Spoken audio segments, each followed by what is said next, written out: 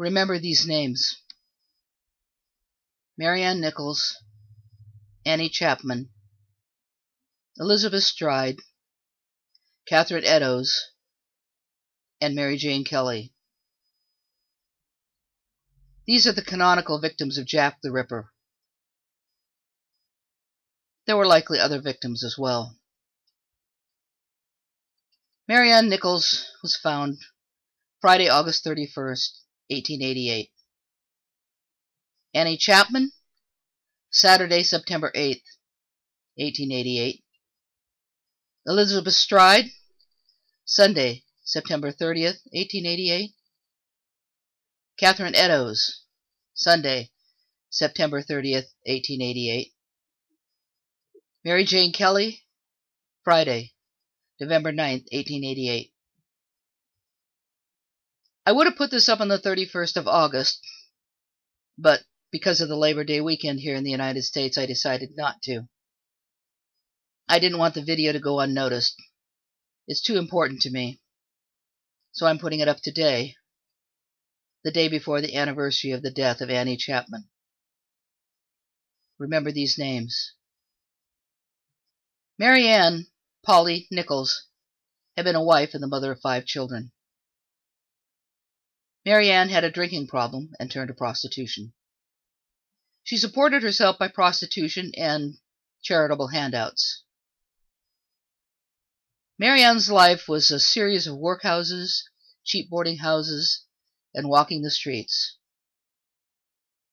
Marianne Nichols died 5 days after her 43rd birthday. Annie Chapman had also been a wife and was the mother of 3 children. After the death of her daughter Emily Ruth at the age of 12 from meningitis, Annie Chapman and her husband John began drinking heavily. They also had a disabled son, also named John, which surely added to their misery. She ended up in difficult circumstances, supporting herself doing crochet work, selling flowers, and occasional prostitution. And she continued to drink. Annie Chapman was 46 when she was murdered. Elizabeth Stride had been born in Sweden. She had been a prostitute in Sweden before she moved to London. In Sweden, she had given birth to a stillborn girl. She married in London, but they had no children.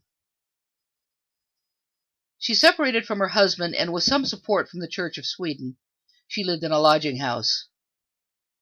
She did sewing and house cleaning as well as working as a prostitute, and had a history of arrest for drunkenness.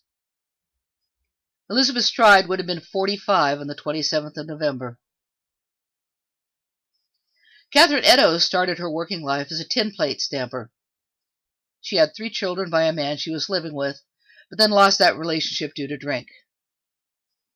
She then took up with another man and occasionally worked as a prostitute to pay the rent. In the summer before her death, she worked picking hops with a friend. She then returned to London and soon ran out of money. On the 29th of September, she was incarcerated for public drunkenness. She was released at 1 a.m. the morning of the 30th, when she was deemed to be sober enough. At 1:45 a.m. that same morning, her body was found. She was 46. Mary Jane Kelly was the youngest of the Ripper victims at only 25. She said she was born in Ireland, and it is said that she spoke some form of Gaelic. A lot is not known of her early years, but she had apparently been a prostitute for some time. Like the other women, Mary Jane had a problem with alcohol. She was last heard singing the song, "A violet I plucked from mother's grave when a boy," whilst in her room with a gentleman caller. The next morning, when an agent for the landlord came to collect the rent, she was found dead and horribly mutilated. They were considered inconsequential because of their profession. They were considered inconsequential because they were prostitutes. If it weren't for the horror of the way they were killed, their murders might never have been given much attention. Prostitutes were, and still are, always being murdered. They are considered expendable, inconsequential. The pictures I showed in the beginning are morgue photos, except for Mary Jane Kelly's. Hers is so horrible I wouldn't show it. Instead, I showed a photo in her coffin where her face had been reconstructed. I wish I was an artist. I wish I could draw these women as women, not corpses. They deserve the dignity of being shown as women, alive, human, whole. So I searched for pictures to try to show them with some dignity. And those are the other images you see here. Remember these names: Marianne Nichols, Annie Chapman, Elizabeth Stride, Catherine Eddowes, and Mary Jane Kelly. Serials don't arise full-blown. Their first victims may not resemble the later ones. How many women did Jack practice on before Marianne Nichols? How many were considered just another prostitute dead in Whitechapel? Martha Tabram is often considered another victim, an earlier victim. She was killed on August 7, 1888, by being stabbed 39 times.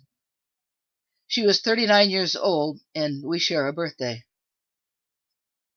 There were other possible early victims. Certainly they were someone's victims. Annie Millwood had been stabbed in the legs and lower abdomen on 25th February 1888. She survived, but later died on the 31st of March the same year, at the age of 38. Some think she may have been the first victim. There was also Ada Wilson, who survived being stabbed twice in the neck on 28th of March 1888. After after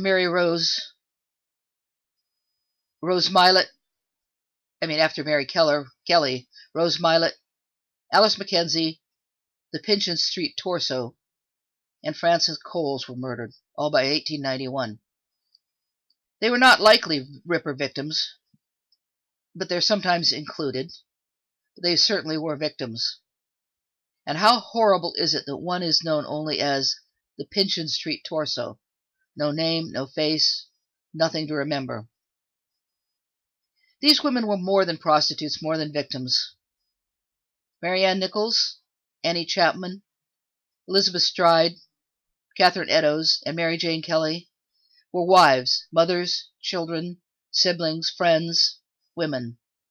They were and are our sisters. Remember these names: Marianne Nichols, Annie Chapman, Elizabeth Stride, Catherine Eddowes, and Mary Jane Kelly. Jack the Ripper lives on in the consciousness of nearly everyone in the English-speaking world and beyond. His victims' names, forgotten, or footnotes. If there are saints of prostitutes, these are them. Remember these names: Marianne Nichols, Annie Chapman, Elizabeth Stride, Catherine Eddowes, and Mary Jane Kelly. They deserve this much, that we remember them, and their unknown sisters. Thank you.